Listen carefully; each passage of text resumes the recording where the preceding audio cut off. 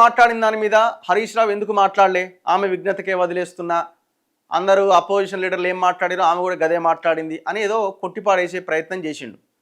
కానీ ఆయనకు కూడా మనసులు ఉన్నది, రగులుతున్నది, బాధ అవుతున్నది, అన్ని రకాలుగా ఉన్నది. కానీ ఏం మాట్లాడలేని పరిస్థితి.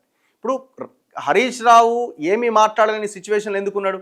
ఇప్పుడు వేరే ఒక కొంత ఆత్మవిశ్వాసం కలిగి ఉండి కొంత బలమైన ఆలోచనతో ఉన్న ఎవరైనా సరే నా రాజకీయం పోతే పోని, నా పదవులు పోతే పోని, ఏదైతే అది కానీ నా మీద ఇంత పెద్ద ఆరోపణ చేస్తే నేను ఎందుకు సైలెంట్గా ఉండాలి అని అనుకుంటారు.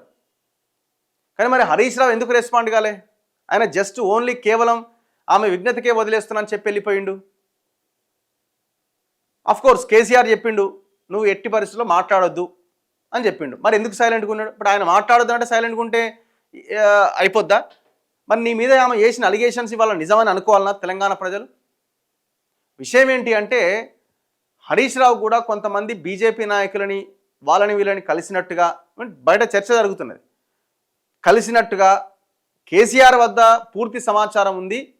ఒక 20-25 మంది ఎమ్మెల్యేలకి ఆయన ఫోన్లు చేసి మాట్లాడిన వాటిని ఒక 4-5 ఎమ్మెల్యేలు కేసీఆర్ దగ్గర లీక్ చేశారు, మొత్తం పూసగుచ్చినట్టుగా చెప్పారు.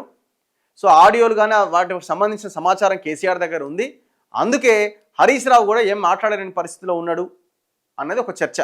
మరి అది వాస్తవమా కాదా అన్నది ఆయనే చెప్పాలి.